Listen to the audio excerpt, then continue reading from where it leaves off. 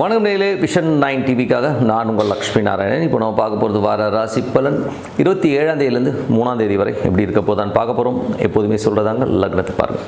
ராசிக்கு பார்ப்பதை விட லக்னத்தை பார்க்க ரொம்ப பர்ஃபெக்டாக இருக்கும். உதாரணமாக ஒரு மகர லக்னம் விருச்சிக ராசினா நீங்கள் விருச்சிக ராசிக்கான பலன்களை பார்க்குறோம், மகர ராசிக்கான பலன்களை பார்க்குறது ரொம்ப பர்ஃபெக்டாக இருக்கும். முதல்ல வர்றது புது பலன்கள், அதுக்கப்புறம் தசாபுக்தி பலன்கள். உங்கள் ஜனனகால ஜாதகத்தில் என்ன தசாபுக்தி அந்தரங்கள் வருதோ அதை நோட் பண்ணி வச்சு அதை மிங்கிள் பண்ணி பாருங்கள், ரொம்ப பர்ஃபெக்டாக இருக்கும். வீடியோட எண்ணில் டிப் ஆஃப் த வீக் இருக்குது, மறக்காம. கடகராசி. ஸோ கடகராசிக்கு பார்த்தீங்கன்னா உங்களது ராசி அதிபதி சந்திரன். சந்திரன் பார்த்தோம்னா உங்களுக்கு இப்போ 2ல் இருக்கார். ஸோ 2லிருந்து அது 2, 3, 4ன்னு போகும்போது எல்லாமே நல்ல ஸ்தானங்கள்னும் போது நல்ல ஒரு ஏற்றங்கள், நல்ல லாபங்கள் வர்றதுக்கான வாய்ப்பு, உங்கள் முயற்சியில் ஒரு பெரிய வெற்றி கிடைக்கிறதுக்கான வாய்ப்பு எல்லாமே ரொம்ப நல்லா இருக்குது. கடகராசிக்கு உங்களது 2ஆம் அதிபதியான சூரியன். 2ஆம் அதிபதி சூரியன் உங்களுக்கு இப்போது இருக்கிறது 10ல் இருக்காருங்க. ஸோ 10ல் இருக்கும்போது நல்ல லாபங்களும் நல்ல ஏற்றங்களும் கொடுக்கும். அதுவும் உச்சமாக இருக்கும். தொழில் ரீதியான விஷயங்கள், ஒரு கமாண்டிங்கான விஷயங்கள், நல்ல வருமானங்களை கண்டிப்பாக கொடுத்துருங்க. குடும்பத்தில் சின்ன சின்ன சலசலப்புகளை ஏற்படுத்தும். அப்போ மட்டும் பேசும்போது கொஞ்சம் கவனமாக பேசணும். அதுக்கப்புறம் பார்க்கும்போது உங்களுக்கு 3 மற்றும் 12ஆம் அதிபதியான புதன். புதன் பார்த்தீங்கன்னா உங்களுக்கு 9ல் இருக்கும்போது அது பரிவர்த்தனை 12ல் இருக்கும்போது நிறைய செலவுகள் கொஞ்சம் ஜாஸ்தி இருக்கும். நிறைய பிரயாணங்கள் சின்ன சின்ன செலவுகள் ஏற்படுறதுக்கான வாய்ப்புமே ரொம்ப நல்லாயிருக்கு. அதுக்கப்புறம் பார்க்கும்போது உங்களுக்கு 4 மற்றும் 11ஆம் அதிபதி சுக்கிரன் லாபத்தோடு இருக்கும்போது புதிய சொத்துக்கள், புதிய வண்டி வாகனங்கள் வாங்குகிற யோகங்கள் எல்லாமே ரொம்ப அற்புதமாக இருக்குது. அதுக்கப்புறம் பார்க்கும்போது உங்களுடைய 5ஆம் அதிபதியான செவ்வாய். ஸோ 5ஆம் அதிபதி செவ்வாய் பார்த்திங்கன்னா உங்களுக்கு 9ல் இருக்கும் பொழுது ஆன்மீக சுற்றுலா, ஆன்மீக பயணங்கள் போகிறதுக்கான வாய்ப்பு எல்லாமே ரொம்ப சூப்பராக இருக்குங்க. ஸோ கொஞ்சம் ஃபிலாசபிக்கலாக நடந்துப்பீங்க. அதுக்கப்புறம் குழந்தைகளோட கொஞ்சம் வெளியில் போகிறதுக்கான வாய்ப்புகளும் சில பேருக்கு ஏற்படும். அதுக்கப்புறம் உங்களுடைய 6ஆம் அதிபதியான குரு. குரு பார்த்திங்கன்னா ஆட்சி பலத்தோடு அது 9ல் இருக்கும்போது வெளிநாட்டில் இருக்கும் நல்ல வருமானம், நல்ல ஏற்றங்களை கொடுக்கும். அப்பாவுடைய உடல்நலம் சம்பந்தமான விஷயங்களை கொஞ்சம் கேர் எடுத்து இருந்துக்கிறது ரொம்ப ரொம்ப நல்லது. உங்களுடைய 7, 8ஆம் அதிபதியான சனி 9ல் இருக்கும்போது கொஞ்சம் கவனமாக இருக்கணும். கணவன் மனைவிக்கு தேவையில்லாத சந்தேகங்களை வரும். அதே நேரத்தில் பார்த்திங்கன்னா அப்பாவுக்கு உங்களுக்குமே கொஞ்சம் டிஃப்ரென்ஸ் ஆஃப் ஒப்பீனியன் வரதுக்கான வாய்ப்புகளும் கொஞ்சம் கவனமாக பார்த்துக்கிறது ரொம்ப ரொம்ப நல்லது. அதுக்கப்புறம் பார்க்கும்போது உங்களுடைய 9ஆம் அதிபதி ஆட்சி பலத்தோடு இருக்கும்போது நிறைய பிரயாணங்கள், வெளிநாட்டில் இருக்கவங்களாம் நல்ல வருமானங்கள் வர்றதுக்கான வாய்ப்புலாமே ரொம்ப நல்லாயிருக்கு. 10ஆம் அதிபதியான செவ்வாய் 9ல் இருக்கும்போது வியாபார ரீதியான விஷயங்கள் நிறைய பிரயாணம் பண்ணுவீங்க. நிறைய ஸ்டெப்ஸ் எடுத்து கொஞ்சம் கொஞ்சமாக முன்னேறி வர்றதுக்கான வாய்ப்புலாமே ரொம்ப நல்லாயிருக்கு. 11ஆம் அதிபதியான சுக்கிரன் ஆட்சி பலத்தோட ரியல் எஸ்டேட், வண்டி வாகனங்கள், கேப் நடத்துகிறவங்க இவங்களுக்கெல்லாமே நல்ல லாபங்கள், நல்ல ஏற்றங்கள் வர்றதுக்கான வாய்ப்புலாமே ரொம்ப சூப்பராக இருக்குங்க. ஸோ இதுவரை பார்த்த பொது பலன்கள் இப்போ பார்க்கும்போது தசாபக்தி பலன். கடக லக்னமாக இருந்து சூரியன் தசாபக்தி. சூரியன் 2ஆம் அதிபதியான சூரியன் உங்களுக்கு 10ல் இருக்கும் போது தொழில் ரீதியான விஷயங்கள், நல்ல அங்கீகாரம், நல்ல வருமானங்கள் வரதுக்கான வாய்ப்புலாமே ரொம்ப நல்லா இருக்குது. குடும்பத்தில் உள்ளவர்கிட்ட பேசும்போது கொஞ்சம் கவனமாக பேசுங்க. ஏதாச்சும் லூஸ் ஸ்டாக் விட்டு அதனால் வாக்குவாதம் வரதுக்கான வாய்ப்புகள் ரொம்ப கவனமாக இருக்கணும். அதுக்கப்புறம் கடகலகனமாக சந்திர தேசாபத்தினா சந்திரன் சிறப்பான பலன்கள், நல்ல ஏற்றங்கள், நல்ல லாபங்கள் கொடுக்கறதுக்கான வாய்ப்புலாம் இருக்குது. முயற்சியில் பெரிய வெற்றி கிடைக்கிறதுக்கான வாய்ப்பும் ரொம்ப நல்லா இருக்குது. கடகலகனமாக செவ்வாய் தேசாபத்தி எந்திரங்கள். செவ்வாய் பார்த்திங்கன்னா உங்களுக்கு 5 மற்றும் 10ஆம் அதிபதியாக இருந்து அவர் 9ல் இருக்கும்போது தொழில் ரீதியான விஷயங்கள் நிறைய மெனக்கடுவீங்க. ஸோ மெனக்கட்டு ஏதாச்சும் பெரிய அளவில் சாதிக்கணுங்கிற எண்ணங்கள் இருக்கும். அப்பா சார்ந்த உறவுகள் பார்த்திங்கன்னா கொஞ்சம் ஆன்மீக சுற்றுலா, ஆன்மீக பயணங்கள் போகலாம், வெளியூர் போகலாம்னா அப்பா பிளான் பண்ணுவார். ஸோ அது ரொம்ப சிறப்பு தான்.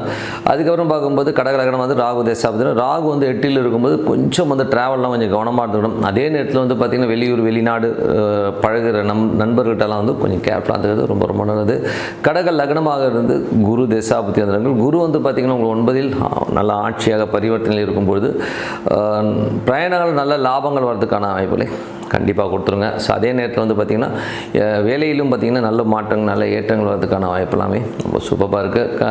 கடகலகனம் சனி தேசாபத்தினா சனி 7, 8ஆம் அதிபதி 9ல் இருக்கும்போது கணவன் மனைவிக்கு உள்ள சின்ன சின்ன சந்தேகங்கள் இருக்கும். அதனால் ஒரு டென்ஷன்ஸ் வரதுக்கான வாய்ப்பு இருக்கனால ரொம்ப கவனமாக இருக்கணும்.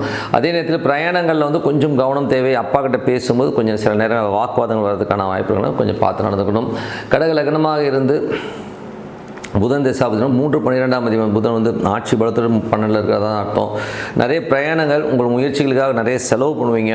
அடுத்த கட்டத்துக்கு முன்னேறுங்கிற எண்ணங்கள் எல்லாமே ரொம்ப சிறப்பாக நடக்கும். அந்த முயற்சிக்காக ராத்திரி பகலாக உட்காந்து உழைக்கிறவங்களும் நிறைய பேர் இருப்பீங்க. அதுக்கப்புறமா வந்து கடகலகனமாக வந்து கேது தேசம். கேது வந்து 2ல் இருக்கும்போது வெடுக்குன்னு பேசுகிறது, கொஞ்சம் குடும்பத்தில் வந்து நிறைய ரூல்ஸ் அண்ட் ரெகுலேஷன்ஸ் போடுறது மாதிரி விஷயங்கள் இருக்கும். ஸோ அதை மட்டும் கொஞ்சம் அவாய்ட் பண்ணிக்கங்க. கடகலகனமாக வந்து சுக்கிர தேசம் அப்படின்னா சுக்கிரன் வந்து 4ஆம் அதிபதி 11ல் இருக்கும்போது சொத்துக்கள், வண்டி, வாகனங்கள், வீடு மனைகள்லாம் அமைவதற்கான சூப்பராக இருக்குங்க. ஸோ மற்றபடி என்னங்க, என்னை பொறுத்தவரை நல்ல ஒரு பிரார்த்தனை, டெய்லி வந்து ஒரு இறைவனை நினச்சி மனதார பிரார்த்தனை பண்ணும்போது கண்டிப்பாக நம்ம அடுத்த லெவல் போகிறதுக்கான இப்போ ரொம்ப சிறப்பாக இருக்குது. இப்போ பார்க்கும்போது tip of the week. So tip of the வீக்கில் இந்த வாட்டி சொல்ல போகிறது வந்து குலதெய்வம். ஸோ நிறைய பேர் வந்து பார்த்திங்கன்னா குலதெய்வங்கிற ஒரு விஷயம் வந்து உண்மையாக சரியா இல்லையான்னு, ஏன்னா இன்றைக்கி மாடர்ன் ஜென்ரேஷன்ஸில் வந்து நிறைய நம்பிக்கையின்மை நிறைய இருக்குது. அது சில பேர் மூட நம்பிக்கை அப்படின்னு கூட சொல்லலாம். ஏன்னா வந்து பரிவார தெய்வங்கள் எல்லாம் வந்து சில பேர் என்ன சார் இந்த சாமி வந்து கத்தியும் கப்படமாகவும் இருக்குது, இதெல்லாம் வேலை செய்வான்னு நிறைய பேர் சொல்வதை நம்ம கேட்டிருக்கோம். ஆனால் வேலை செய்யணும், பயங்கரமாக வேலை செய்யும். நீங்கள் வந்து எதையுமே வந்து நீங்கள் உள்ளே போய் உட்காந்து பார்த்து தான் பதில் சொல்லணும். ஏன்னா வந்து கருப்பு சட்டையை போட்டுக்கிட்டு கண்ணாமுன்னான்னு வாய்க்கு வந்ததெல்லாம் பேசாமல், ஓகே எது உண்மைங்கிறது தெரியும். நாங்கள் உணர்ந்துருக்கீங்களா அப்படின்னா குலதெய்வங்கிறது உண்மையாக நிற்குங்க. எப்படி நிற்கும்னா, நீங்கள் குலதெய்வ கோயிலுக்கு கரெக்டாக ப்ராப்பராக போனீங்கன்னா அதோடைய லெவலே வேறு லெவலில் உட்காருன்றது தான் உண்மையான விஷயம். எனக்கு குலதெய்வம் தெரியுமா தெரியாதுன்னா, நிறைய பேர் வந்து குலதெய்வத்தை வந்து கரெக்டாக உங்களுக்கு வந்து சனி பகவான் உங்கள் ஜாதகத்தில் எங்கே இருக்காரோ அந்த மாதங்களில் போய் நீங்கள் வழிபாடு பண்ணி பாருங்கள்.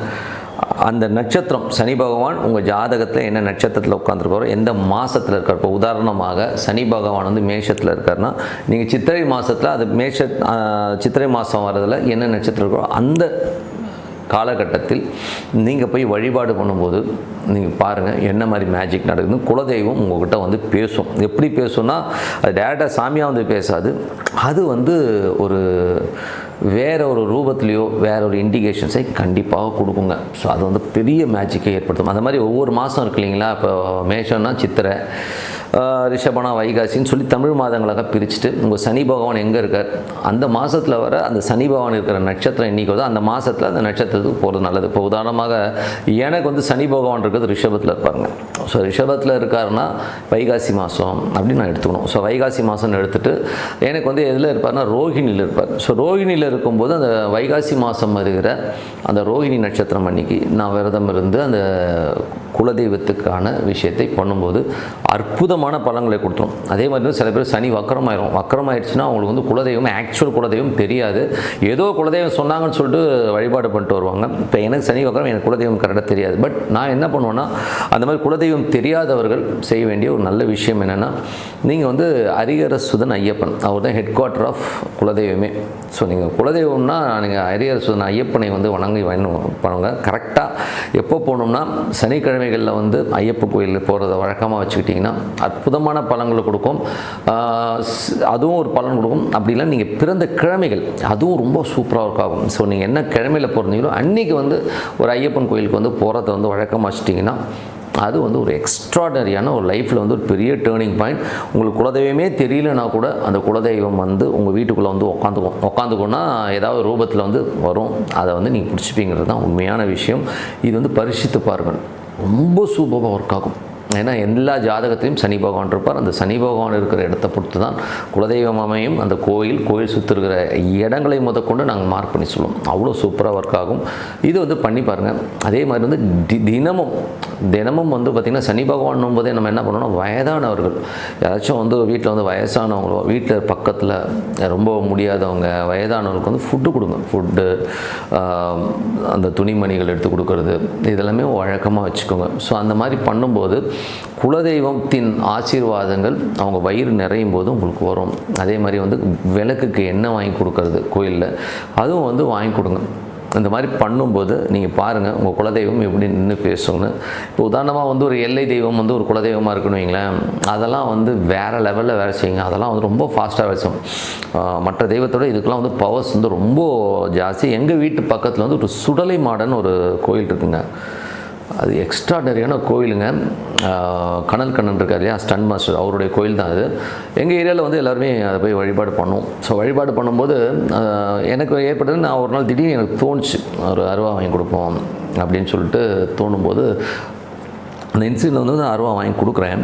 ஏன்னா உங்களுக்கு இன்சிடென்ட் வேணும் இல்லையா, குலதெய்வம் எப்படிலாம் வேலை செய்யணும், அதுக்கான விஷயமாக தான் சொல்கிறேன். 6 வாங்கி கொடுக்குறேன். என் பையனும் நானும் கொண்டு போய் கொடுக்குறோம்.